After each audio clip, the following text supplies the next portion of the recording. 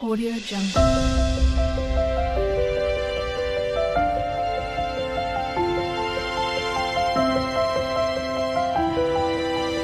Audio Jungle. ನೋಡಿ, ಇದು ಮರದಲ್ಲಿ ಮಾವಿನಕಾಯಿ ಕಿತ್ಕೊಂಡ್ಬಂದಿದ್ದು. ಆ ವಿಡಿಯೋನ ನಾನು ಮತ್ತೆ ಹಾಕ್ತೀನಿ ಇನ್ನೊಂದು ದಿವಸ. ಇದನ್ನು ಕಟ್ ಮಾಡಿ ಒಣಾಕ್ತೀನಿ, ತೊಳೆದ್ಬಿಟ್ಟು ಒರೆಸಿಟ್ಟಿದ್ದೀನಿ. ಇದು ನನ್ನ ಮಗಳು ನಾನು ಎಲ್ಲರೂ ಕಿತ್ಕೊಂಡು ಬಂದಿದ್ದು. ಇದನ್ನು ಕಟ್ ಮಾಡಿಬಿಟ್ಟು ಒಣಗಿಸಿ ಮತ್ತೆ ಉಪ್ಪಿನಕಾಯಿ ಮಾಡೋದಂತೆ. ಕಟ್ ಮಾಡಿ ಹಾಗೆ ಒಣಗಿಸ್ತೀನಿ, ಇದಕ್ಕೇನು ಹಾಕಲ್ಲ. ನಾವು ಹಲಸಿನಕಾಯಿ ಮತ್ತು ಮಾವಿನಕಾಯಿ ಎರಡೂ ಕಿತ್ಕೊಂಡ್ಬಂದಿದ್ದು. ಹಲಸಿನಕಾಯಿದು ವೀಡಿಯೋ ಹಾಕಿದ್ದೀನಿ, ನೋಡಿ ವಿಡಿಯೋನ. ಸಾಂಬಾರು ನೋಡಿರಿ ಎಷ್ಟೊಂದಾಯಿತು ಕಟ್ ಮಾಡಿದ ಮೇಲೆ. ಸ್ವಲ್ಪ ಹಣ್ಣಾದಂಗೆ ಆಗಿದೆ, ಅದು ಅವತ್ತೇ ಕಟ್ ಮಾಡಬೇಕಿತ್ತು. ನೋಡಿ, ಇದು ಕಿತ್ಕೊಬಂದಿರೋ ವೀಡಿಯೋನೂ ಹಾಕ್ತೀನಿ ನಾನು ಇನ್ನೊಂದು ದಿವಸ. ಇವಾಗ ಕಟ್ ಮಾಡಿ ಹಾಕ್ತೆ ನೋಡಿ. ವಾಟೆ ಎಲ್ಲ ಒಂಥರ ಆಯಿತು, ಒಡೆದೋಗಿತ್ತು ಮಾವಿನಕಾಯಿ ಎಲ್ಲ, ಬಿತ್ತಲ್ಲ ಕೆಳಗಡೆ. ಒಂದು ಏಟು ಕೊಟ್ಟರೆ ಟಪ್ ಟಪ್ ಅಂತ ಬೀಳುತ್ತೆ ಮಾವಿನಕಾಯಿ ಉದುರಿಸೋದೆ ತಿನ್ನೋದೆ ಅಂತ ಕೆಲಸ.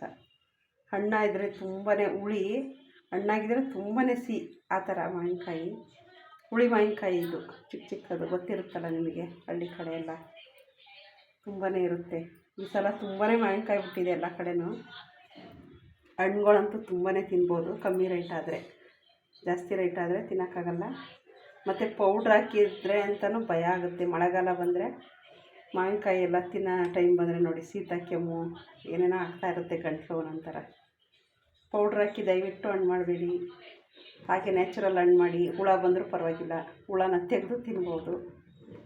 ಓಕೆ, ನಾನು ಇದನ್ನೆಲ್ಲ ಒಣಗಿಸಿಡ್ತೀನಿ, ಬೇಕಾದಾಗ ಉಪ್ಪಿನಕಾಯಿ ಮಾಡ್ಕೊಬೋದು. ಅಲ್ಲೊಬ್ಬರು ಲಿಂಗಾಯತರ ಆಂಟಿ ಹೇಳಿದ್ರು, ಒಣಗಿಸಿಟ್ಟು ನೀರು ಕುದಿಸಿ ಮತ್ತೆ ಹಾಕ್ಬಿಟ್ಟು ಬೇಕಾದಾಗ ಉಪ್ಪಿನಕಾಯಿ ಒಗ್ಗರಣೆ ಹಾಕ್ಕೊಬೋದು ಅಂತ. ಎಷ್ಟಿಷ್ಟು ಬೇಕಷ್ಟು.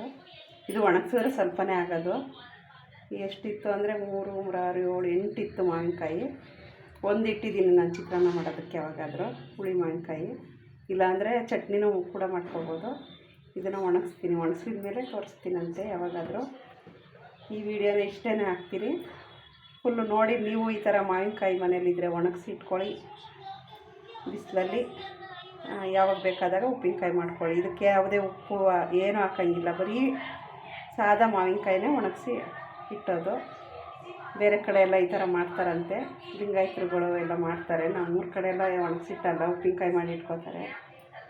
ನೀವು ಈ ಥರ ಒಣಗಿಸಿಟ್ಕೊಳ್ಳಿ. ವಿಡಿಯೋ ಹೇಗಿತ್ತು ಅಂತ ಒಂದು ಕಮೆಂಟಲ್ಲಿ ತಿಳಿಸ್ರಿ.